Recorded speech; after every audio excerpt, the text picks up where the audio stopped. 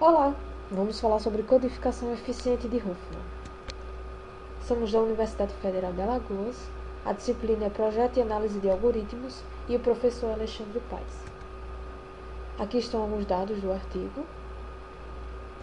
A equipe é formada por Alan, Danilo, Douglas, João Paulo e Mari. Olá, meu nome é Danilo e nessa sessão de introdução iremos apresentar o que é compressão de dados, algoritmo de Huffman, centro de dados, objetivo do trabalho e contribuições pretendidas. O que é compressão de dados? Segundo Pisolato, a compressão ou compactação de dados destina-se a retirar a redundância dos dados a forma a diminuir o seu tamanho.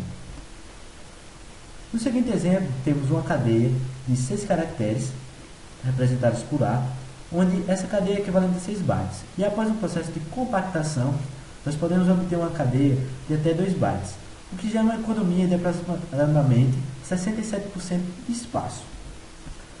A codificação de Huffman é uma técnica de compressão de dados desenvolvida por David Huffman em 1952, publicada no seguinte artigo: a codificação de Huffman é uma técnica capaz de gerar uma árvore binária completa chamada árvore de Huffman. Centro de dados, também conhecido como data centers, são grandes locais que trabalham com processamento de dados para grandes corporações ou grandes centros de pesquisa.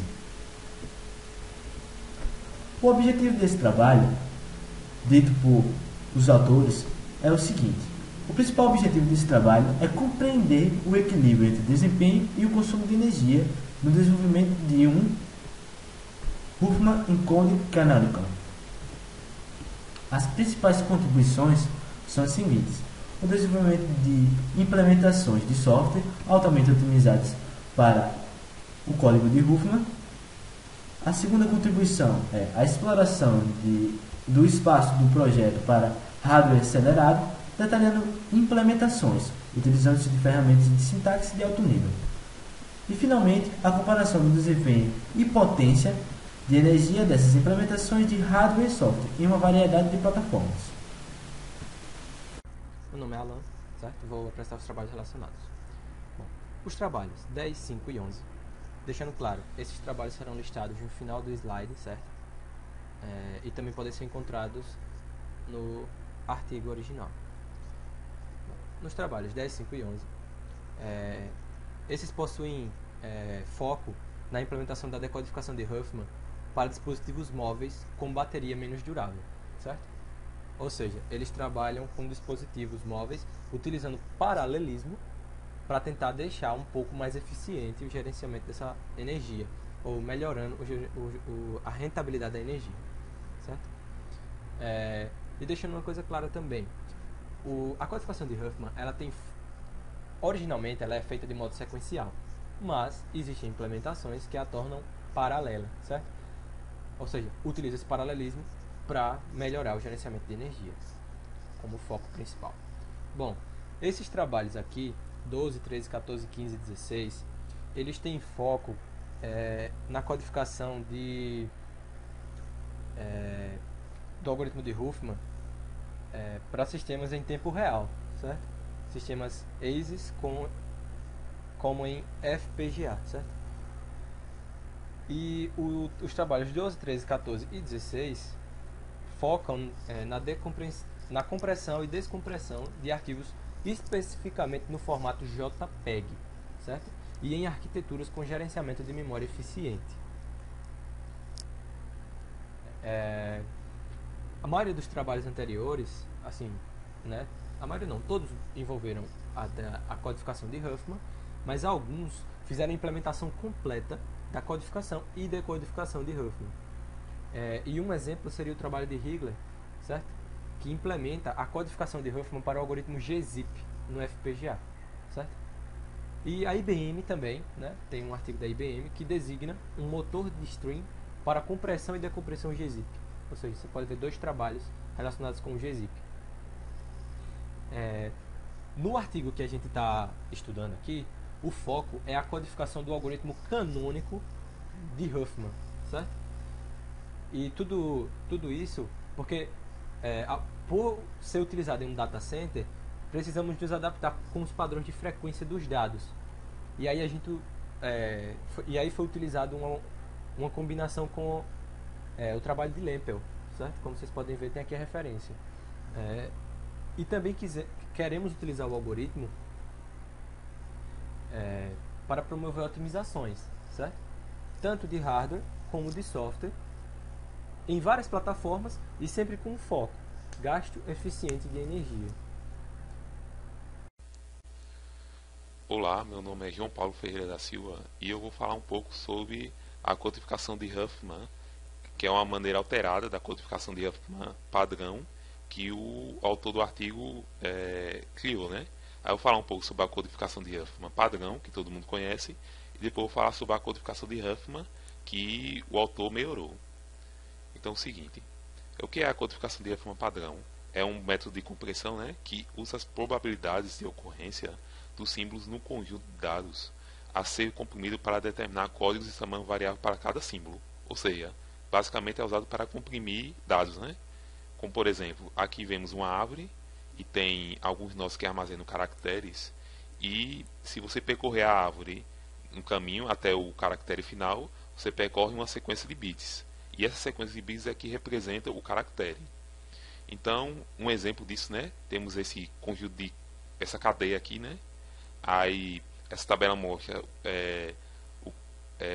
o conjunto de bits que cada caractere representa.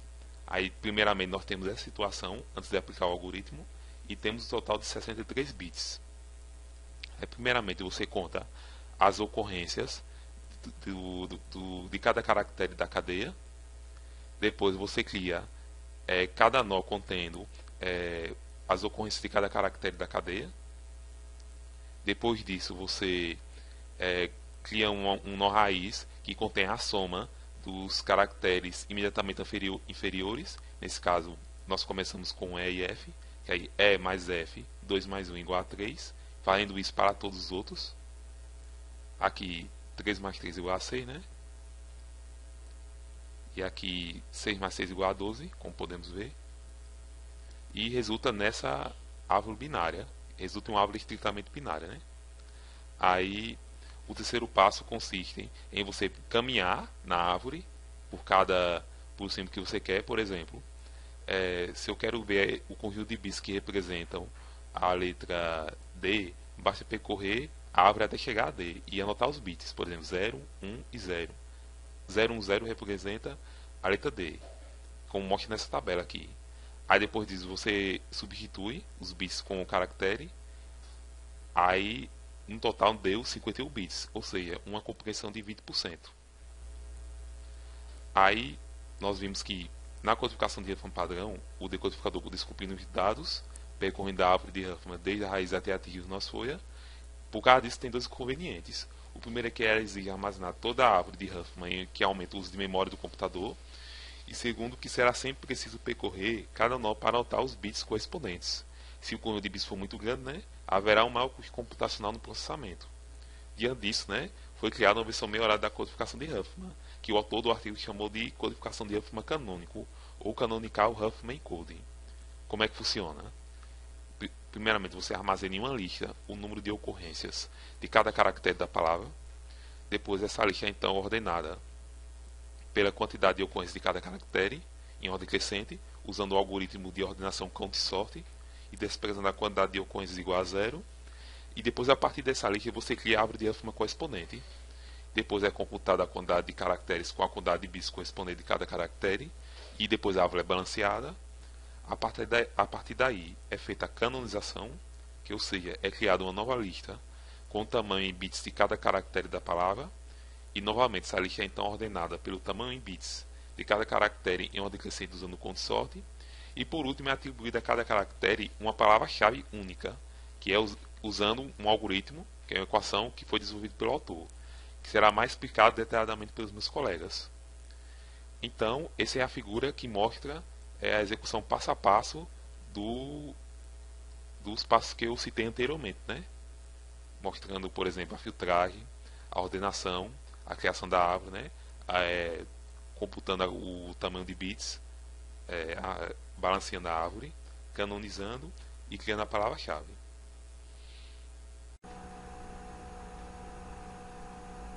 Boa noite. Essa é a sessão que trata da parte de implementações de hardware. E para essa sessão, optamos por dividi-la entre duas pessoas.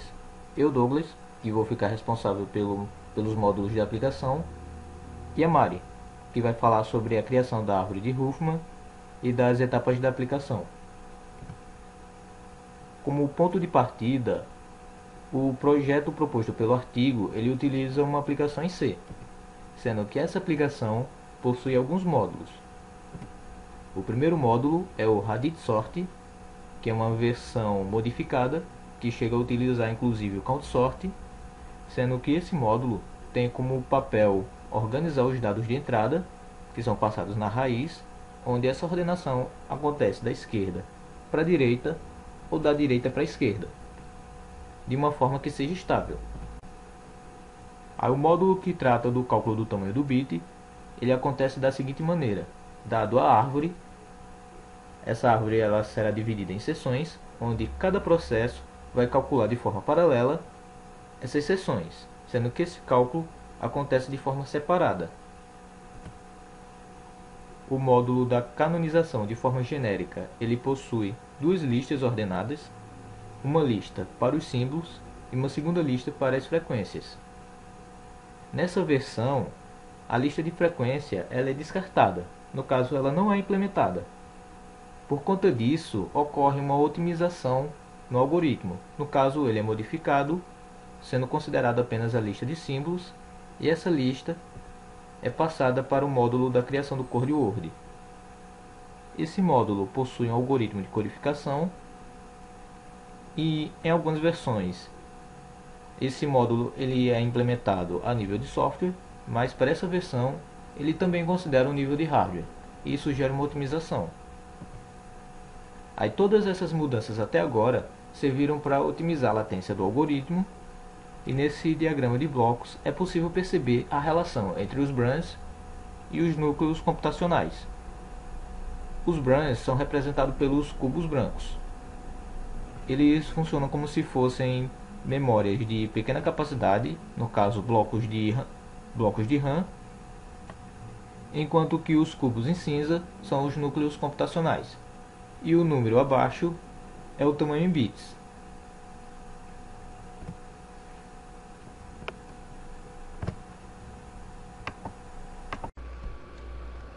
Aplicação em C. As entradas da aplicação dá-se através de símbolo e frequência, chamados de SFBRAN. O tamanho máximo da entrada é 48 vezes n bits. Vamos ter 16 bits para o símbolo e 32 bits para a frequência desse símbolo. N vai ser a quantidade de elementos. Bom, as etapas da aplicação já foram explicadas pelo Douglas, como acontece, mas eu vou tentar entrar um pouco mais a fundo nessas etapas. O primeiro módulo é o módulo de filtro. Nesse módulo, eu vou ter a minha entrada SF e vou fazer uma verificação dela. E vou jogá-la para o módulo 2. O módulo 2, ele vai verificar se essa minha entrada SF ela não está vazia. Por quê? Porque o módulo 3 é ordenação e não se pode ordenar um vetor vazio. O módulo 3 ele já foi bem explicado pelo Douglas. Ele utiliza o RaditSort para ordenar. Nesse caso, ele vai ordenar as listas através da frequência. Vamos ver aqui que foi gerado na imagem duas listas, a S e a I. Essas listas são ordenadas pela frequência com que esses caracteres aparecem. O F apareceu apenas uma vez e o B apareceu apenas uma vez. Bom, através dessa etapa, nós vamos para a quarta. A quarta etapa é a criação da árvore de Huffman. O que essa criação vai fazer? Ela vai pegar essas duas listas da etapa 2, da etapa 3 e vai criar uma árvore. Vai usar como endereço pai o 1, o filho da esquerda como F e o filho da direita B. O endereço é a quantidade de vezes que aparece, por exemplo, 1. E o filho da esquerda vai ser F, que aparece apenas uma vez, e o B, que aparece apenas uma vez. Bom, seguindo adiante, vamos para a etapa 5. A etapa 5 é a etapa do cálculo do bit de maior tamanho. Enfim, vamos calcular o tamanho do bit.